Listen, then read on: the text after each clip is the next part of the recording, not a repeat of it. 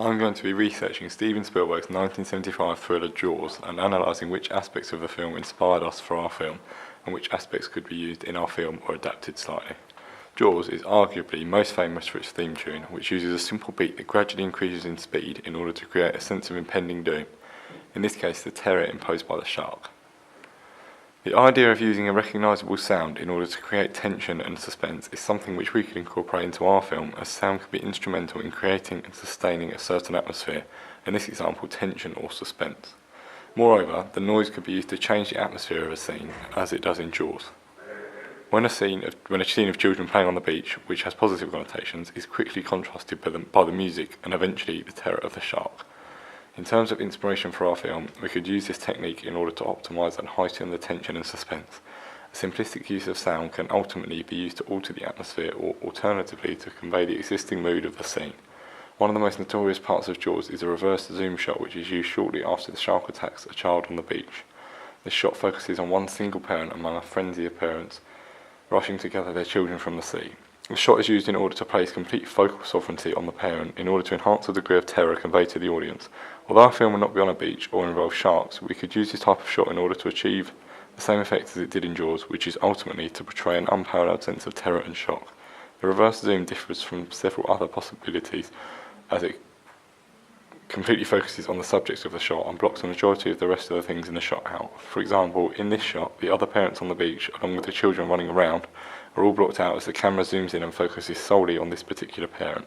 In theory, we could adapt this shot in order to heighten the sense of terror, possibly using it to focus in on one particular character, making them the subject of the shot and, in turn, creating a sense of horror and terror which may not have been achievable without it. Despite its reputation as one of the world's first and most iconic thriller films, due to the plot and setting of Jaws, it cannot inspire us much in terms of mise-en-scène, as much of the story is filmed on beaches, in the sea, out on boats, and most crucially, the storyline is too far-fetched to have any serious influence on our film. Furthermore, the costume used in Jaws also starkly contrasts the costume which we plan to use in our film, primarily due to the vast difference in location, as Jaws is filmed in a fictional town of Amity, Long Island, New York City, and our film is more likely to be set in a more rural location. However, we have not definitely decided this yet. Another aspect of film which we could be inspired by in Jaws is the type of characters. In order to adhere to the conventions of thriller films, our film will have at least one protagonist and at least one antagonist. In Jaws, the antagonist is a shark, and despite the obvious differences that this concept provides from traditional convention of a human antagonist, the idea of having a non-human one and personifying it through the sense of terror it creates is an idea which we could pursue. In Jaws, there is one main protagonist who eventually enlists the help of two accomplices in his effort to put an end to the shark's reign of terror in the town. The idea of having one more protagonist is therefore a technique which we could employ in order to provide distractions from the audience solely focusing on one character throughout the entirety of the play, as this may become tedious and another character can add a different subplot to the storyline.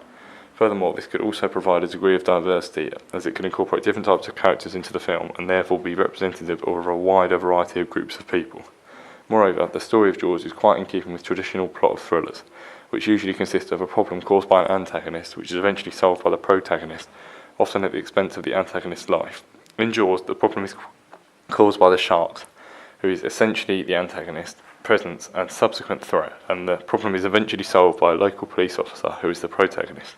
Another way in which Jaws adheres to conventions of thriller films is by having small, more insignificant subplots which provide a slight distraction from the main storyline of the film, in turn increasing the audience's interest. The plot of the film culminates in the shark exploding after the main character plants an oxygen tank in its mouth. This sudden and very dramatic ending to the film allows for a sequel to be made, as the story can easily be continued. Moreover, the sudden and fairly surprising ending allows for a twist in the storyline, which increases the appeal to the audience, as they may not have been expecting the ending.